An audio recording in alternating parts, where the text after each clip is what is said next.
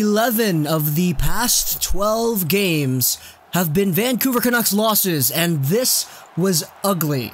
Towards the end, let's just say, because this game was pretty exciting for the first two periods. Nielsen was an absolute banger in this Vancouver Canucks 2-1 loss against the Dallas Stars. Here on this Saturday afternoon, a weird 1 p.m. start time.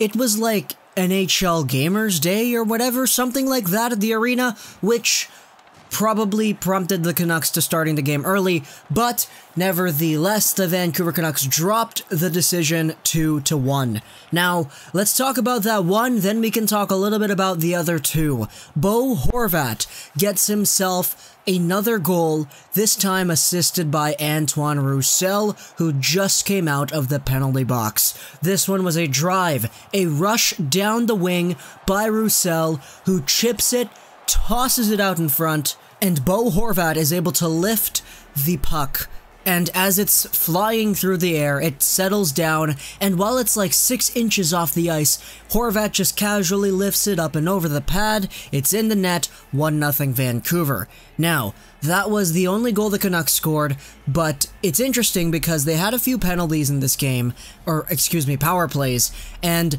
they had a lot of really good looks on the power play. A lot of shots that were blocked went wide, but no grade A on-net scoring chances, which is weird because the only goal they did score was right off of a penalty kill. So it's weird how things work out that way, but nevertheless, the Vancouver Canucks did play a good game in terms of entertainment standpoints, and they did have a lot of good opportunities, and overall it was just really cool to see the things that they were able to do.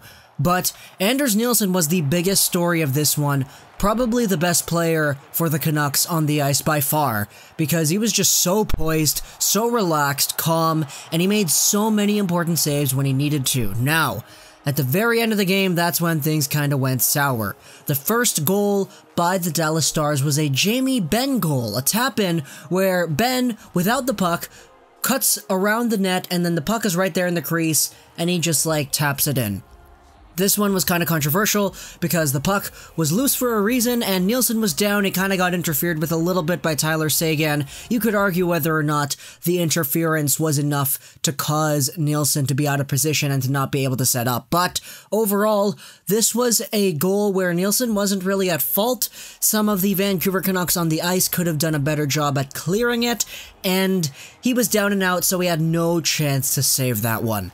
Now, the next goal was an absolute beauty of a play. Alexander Radulov is able to find his way in, and Nielsen, no, you can't stop that one if you're Nielsen. Doesn't matter how good you are, if Radulov is in that position to do those moves on you, he's gonna score maybe like 7 or 8 times out of 11. It's very evident to see, but Nielsen did his part in this one. I'm not gonna say that this loss was his loss at all, because the Vancouver Canucks really did kind of, I mean, they scored 1 goal, and they didn't convert on a lot of their really good opportunities.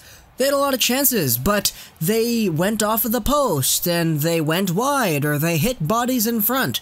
The Vancouver Canucks just couldn't capitalize. It was like Elias, Pettersson, and Boeser were trying not to score, almost, just in terms of the amount of quality chances that they got. But overall, Radulov gets the pass out in front, no one's really covering him, and that is the ultimate dagger in this loss. Now, the Vancouver Canucks are totally just in a position where Team Tank members are like, yes, great, because they've lost 11 out of their last 12, and now things are really starting to look dim on the Vancouver Canucks playoff hopes, as they were projected to be before the start of the season. Overall, though, this was an entertaining game for the most part. The third period was a little bit boring at times, but the first 2 periods provided with a lot of Vancouver offense and a lot of Anders Nilsson saves that thoroughly entertained the masses here in the Lower Mainland. But ultimately, the decision is final, 2-1 Dallas in Vancouver. Hope you guys enjoyed this video. Plus, in the Gaming, and bye.